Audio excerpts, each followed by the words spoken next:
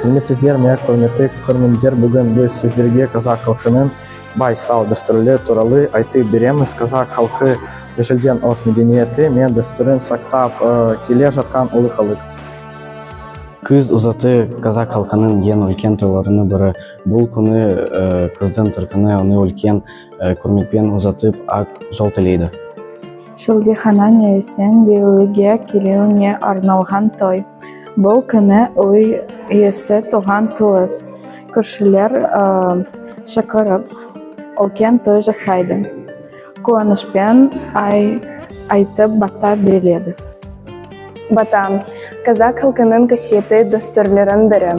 Үлкендер жастарға жақсы тілек айтып, батасын береді. Бата жақсылықтың, игіліктің бастауы. Бала тай басқанда, оның тасуын кесу рәсімі өткізіледі. Бұл баланың болашақ ашық. Жылы кен болсын деген тілекпен жасалатын дәстүр. Қазақ халқының сал дәстүрлері біздің мәдениетіміздің айнасы. Біз оларды ұмытпай келер ұрпаққа жеткізуіміз керек.